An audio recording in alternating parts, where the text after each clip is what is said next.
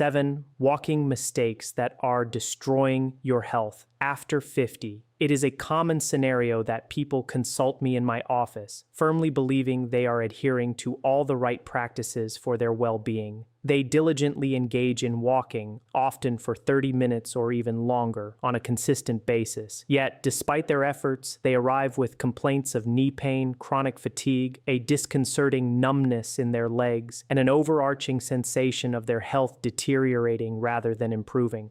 My initial inquiry, unfailingly, is always the same. How exactly are you walking? This question invariably leads to the crux of the issue, and it's a revelation because the fundamental problem is seldom insufficient walking. Instead, it is the incorrect execution of walking that poses the threat.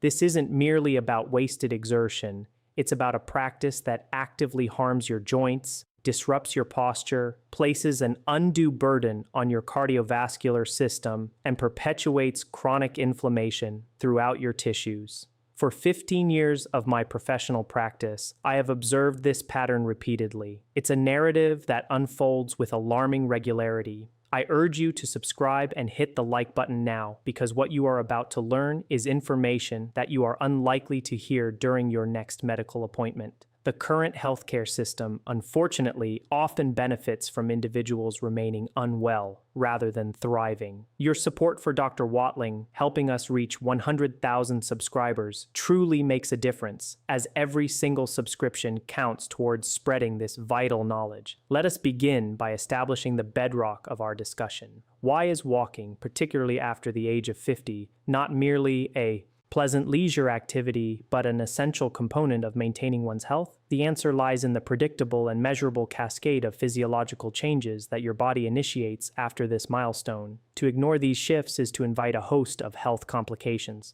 The first significant change is the gradual depletion of muscle mass, a process known as sarcopenia. This refers to the age-related progressive loss of muscle tissue. After 50, individuals typically experience a decline of approximately 1 to 2% of their total muscle mass annually. While this percentage may seem modest on an annual basis, over a decade, it translates to a substantial loss of 15 to 20% of your muscle. It is crucial to understand that muscle is far more than just a determinant of strength. It plays a vital role in stabilizing your joints, regulating your blood sugar levels by influencing glucose circulation in your bloodstream, maintaining an upright posture, and providing the balance necessary for safe ambulation. When you lose sufficient muscle, the interconnected systems that rely on it begin to falter. Secondly, your joints experience increased stiffness. The cartilage, which serves as the smooth, cushioning tissue at the ends of your bones, lacks its own blood supply. Its nutritional needs are met exclusively through movement. When you load a joint and engage in motion, the synovial fluid, the lubricating substance within the joint, is propelled into the cartilage, delivering the essential nutrients it requires to remain healthy. In the absence of regular movement, cartilage effectively starves,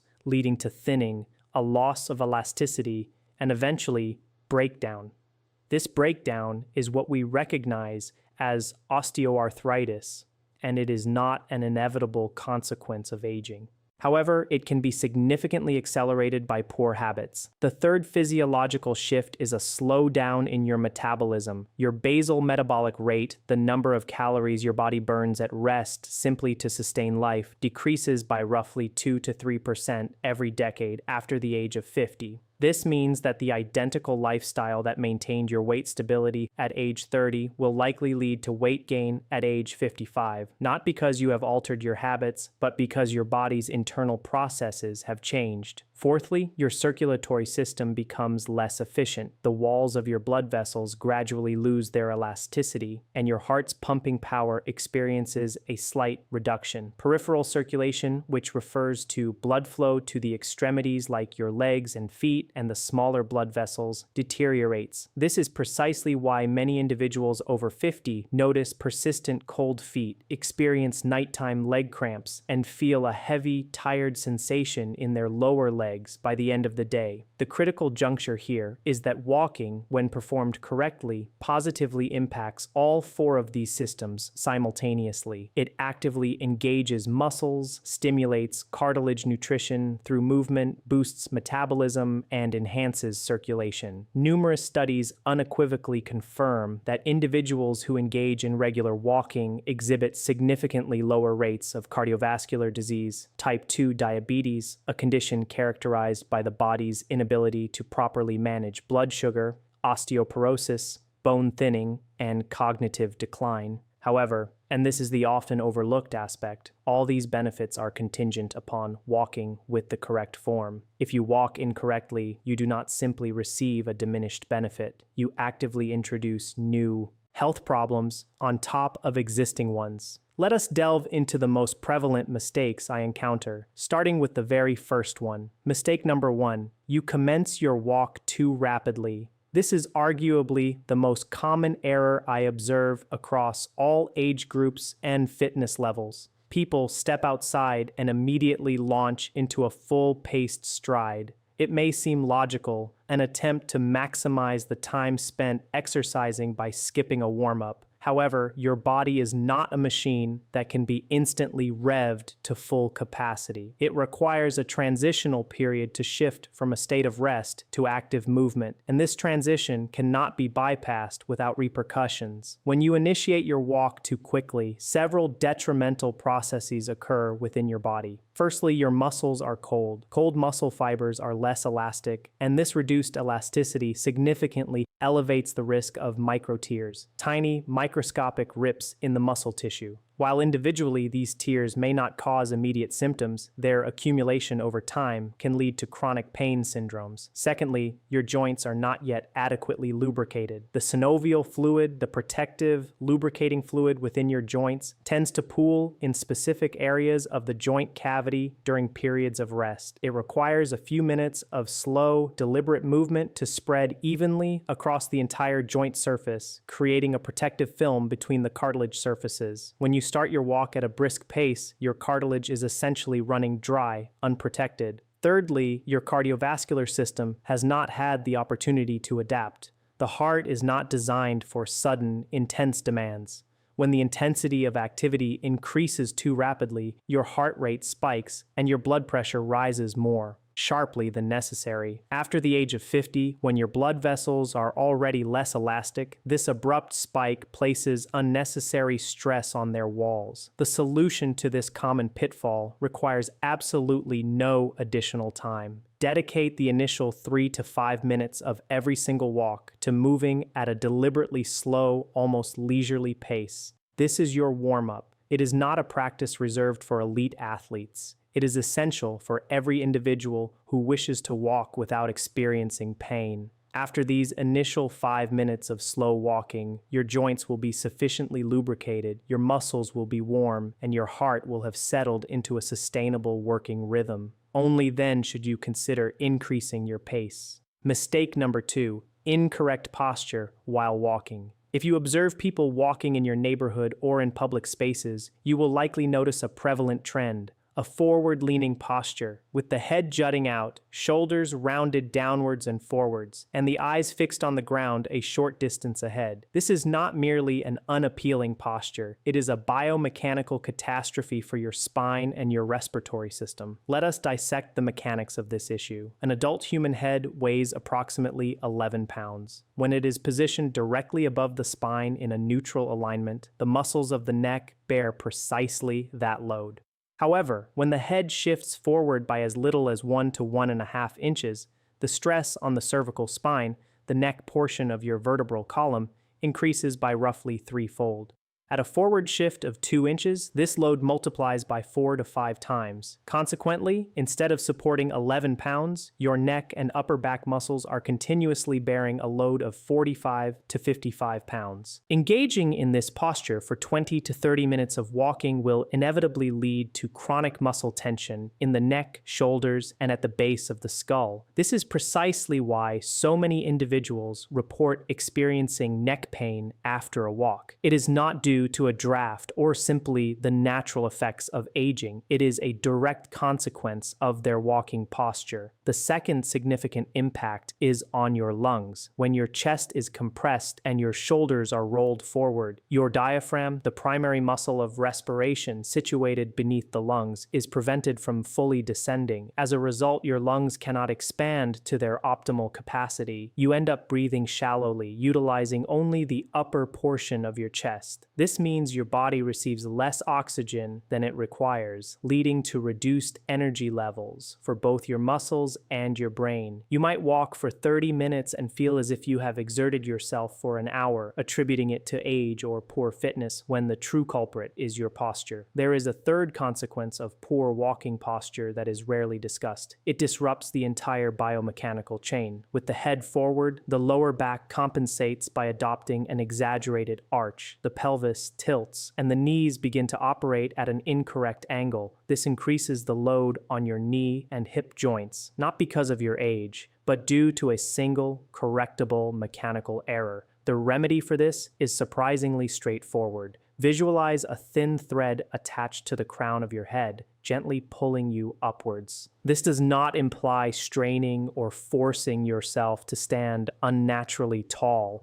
Rather, it is about allowing your spine to decompress and lengthen naturally. Your shoulders should be relaxed and drawn slightly back, not in a rigid military stance, but in their natural anatomical position. Your gaze should be directed forward towards the horizon rather than at the pavement. Your chin should be parallel to the ground and your chest should feel open. In this posture, your lungs are capable of functioning at their full capacity. Your neck is free from undue strain and your spine distributes weight as it was evolutionarily designed to do. Mistake number 3, the wrong footwear. This is an area that receives far less attention than it deserves. People often consider shoes as a secondary consideration when planning a walk or determining its duration. This is a critical oversight. As for your joints, there is little more important than the interface between your foot and the ground. 2 age-related changes render footwear exceptionally important. Firstly, the fat pads on the soles of your feet diminish in thickness. These natural shock absorbers, which once cushioned the impact of your heel striking the ground with every step, are now less effective. This means your shoes must compensate for this reduced natural cushioning. If they fail to do so, every impact from the ground travels directly up the kinetic chain: ankle, knee, hip, and lower back. Secondly, the muscles and ligaments of the foot weaken with age, leading to a potential collapse of the arch. This condition is known as acquired flat foot. A flattened arch alters the load-bearing angle of the knee, shifts the axis of the hip joint, and increases stress on the spine. Properly designed shoes with adequate arch support can significantly mitigate these age-related changes. What constitutes appropriate footwear for walking? Firstly, ensure there is sufficient cushioning in both the heel and the forefoot. The sole should be soft enough to absorb impact, but not so yielding that your foot sinks without support. Secondly, arch support is paramount. This does not necessarily mean a rigid insole. Rather, it refers to the internal shape of the sole conforming to the natural anatomy of your foot and preventing the arch from collapsing inwards. Thirdly, the front portion of the sole should be flexible. During walking, your foot needs to bend at the ball, which is the widest part of the front of the foot. If the entire sole is rigid, it impedes the natural heel-to-toe rolling motion and places excessive strain on the calf muscles and the Achilles tendon, the large tendon at the back of your ankle. One final crucial point regarding shoes: wear and tear. Many individuals continue to walk in sneakers or athletic shoes that are 2 or 3 years old. While the exterior may appear perfectly intact, the cushioning materials within the midsole, the layer situated between the outer rubber sole and the inner lining, lose their shock-absorbing properties long before the shoe exhibits visible signs of wear. If you engage in regular walking, it is advisable to replace your walking shoes approximately once a year. This is not a commercial endorsement. It is a proactive measure for osteoarthritis prevention. Mistake number 4, you walk infrequently but for extended durations when you do. This is an exceptionally common pattern. During the week, people are occupied with work and other commitments, leading them to reserve their walking for a single, long outing on the weekend, perhaps an hour or even two. They return home feeling fatigued, a sense of accomplishment, and consider this their sole weekly fitness obligation. From a physiological perspective, this approach is fundamentally flawed. Your body does not respond optimally to isolated bursts of activity. Instead, it thrives on consistent, repeated stimuli. Each time you walk, your body receives a message. Physical activity is a regular occurrence. In response to this repeated signal, your heart gradually becomes more efficient, your blood vessels adapt, your muscles strengthen, and your metabolism remains active. This phenomenon is known as training adaptation, and it only occurs through regular, repeated signals. A single walk per week is an insufficient stimulus for adaptation. The benefits remain minimal. Worse still, a solitary long walk following several days of complete inactivity can be a significant stress event for unprepared muscles. They are cold, unadapted, and consequently, they will likely ache the following day. This often leads individuals to the erroneous conclusion, walking is not for me, my joints are weak. This is the wrong conclusion to draw. Your joints are likely functioning adequately. It is the pattern of loading that is problematic. Evidence-based medicine is unequivocal on this matter. 20 to 30 minutes of walking on most days of the week represents the minimum effective dose for your cardiovascular system. This regimen is proven to reduce your risk of heart attack, stroke, and type 2 diabetes. The key is not a single extended walk on a Sunday, but rather 5 to 6 shorter walks spread throughout the week. Your body adapts to what is repeated and only to what is repeated. If you currently walk only once a week, aim to increase this to 3 times a week. The duration doesn't need to be 20 minutes initially. Start with 10 minutes. After 2 weeks, add an additional 5 minutes. Gradual progression in this context is not a sign of weakness. It is a strategic approach to building sustainable fitness. Mistake number 5. Your arms remain motionless while you walk. Most individuals either hold their arms stiffly at their sides, let them hang loosely, or tuck them into their pockets. While this may feel comfortable, it significantly diminishes the benefits of walking and disrupts the natural mechanics of movement. Here's why this is detrimental. Walking is not solely a lower body activity. It is a whole body cross-pattern movement. As your left leg moves forward, your right arm swings forward and vice versa. This coordinated pattern, known as cross-lateral coordination, is deeply ingrained in your nervous system. It serves to distribute the load symmetrically across your spine and reduces the torsional forces on your trunk with each step. When your arms do not move, your spine must compensate for this asymmetry by over-rotating in the lower back region. For individuals already experiencing lower back issues, this can exacerbate pain. Secondly, the coordinated swing of the arms actively recruits the muscles of the shoulders, chest, and upper back. This means that a walk with proper arm movement engages a significantly greater amount of total muscle mass compared to a walk with static arms. More active muscle mass translates to a higher caloric expenditure, improved circulation, and a more robust metabolic response. The exact same distance covered with proper arm swing yields a considerably more potent physiological effect.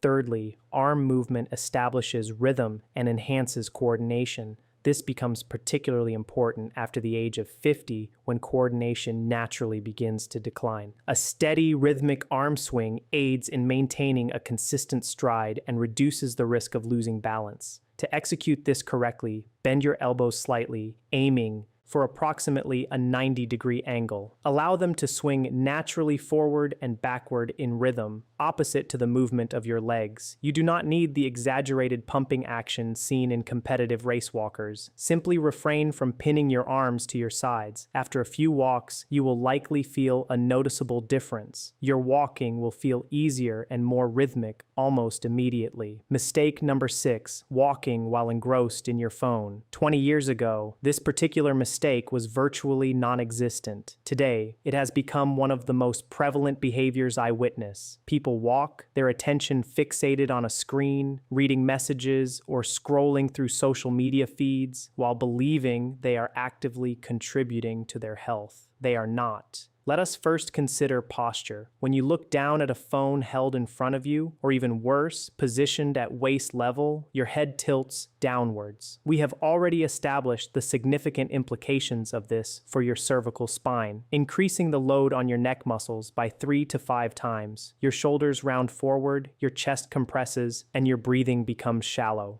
Every negative consequence associated with poor posture is amplified and actively reinforced when you are looking at your phone, as the downward angle of your head is often more pronounced than during ordinary slouching. Now, let us address safety. After the age of 50, the vestibular system, responsible for balance and orientation within your inner ear, gradually becomes less precise. Proprioception, your body's awareness of its position and movement in space, also begins to diminish. These are normal, progressive aspects of aging. The implication is that your brain increasingly relies on visual cues to maintain balance while walking. When your eyes are glued to a screen rather than focused on the path ahead, your brain is deprived of its most critical source of spatial information. You cease to notice uneven pavement, curbs, steps, wet surfaces, or sudden drops in elevation. The risk of a fall escalates substantially. A fall after the age of 50 is not a minor inconvenience. It frequently results in a fractured wrist, fractured ribs, or most seriously, a hip fracture. A hip fracture in individuals over 60 typically necessitates prolonged immobilization, surgery, and an extensive rehabilitation period. The solution to this common mistake is remarkably simple. Place your phone in your pocket. Finally, an argument for the neurological benefits of walking. Walking is not solely a physical exercise, it is also a neurological one. When you walk while paying attention to your surroundings, the sensations within your body, your breathing, and your environment, you are actively engaging and training your attention, coordination, and spatial awareness. This provides genuine, documented benefits for your brain. When you are occupied with your phone, this valuable neurological benefit is lost. Your legs may be moving, but your brain is disengaged from the present experience. Allow your walk to be a walk. Mistake number 7, neglecting recovery after walking. This is a topic that is rarely addressed. Whether in a clinical setting or at a gym, there is a pervasive assumption that walking is such a low-impact activity that no recovery is necessary. This assumption is fundamentally incorrect. Let us begin with hydration. Muscle tissue is comprised of approximately 70 to 75% water. Every biochemical process within muscle tissue, contraction, relaxation, and repair after exercise, occurs within an aqueous environment. Even mild dehydration, a reduction of just 1 to 2% in your body's fluid stores, measurably decreases muscle elasticity, slows down recovery, and increases the likelihood of muscle cramps. After your walk, drink a glass of water. This is not merely advice from a sports drink advertisement. It is a matter of basic physiology. Now, regarding stretching.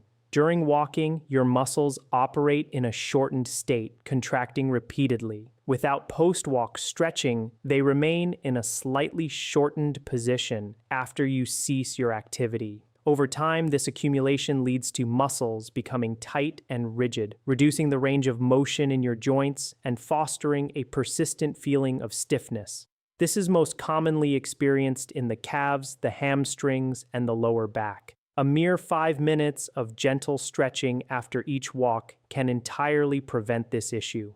Finally, let us consider rest days. Many individuals reason that if walking is beneficial, then more walking must be even better. However, this is not how adaptation occurs. Your body does not adapt during exercise. It adapts during periods of recovery. This is when muscle fibers repair and strengthen themselves, when joints remodel in response to the applied load, and when your cardiovascular system restructures to accommodate new demands. If you consistently deny your body adequate recovery time, adaptation will not take place. Incorporating 1 to 2 rest days per week is not a sign of laziness. It is a critical component of the correct training protocol. Consider your walking routine not as an isolated exercise, but as an integral part of a comprehensive system. This system encompasses movement, hydration, stretching, and rest. It is only when all these elements are integrated that you can expect to achieve durable, long-term health benefits. Now, I want to share an important clinical observation that connects all these points.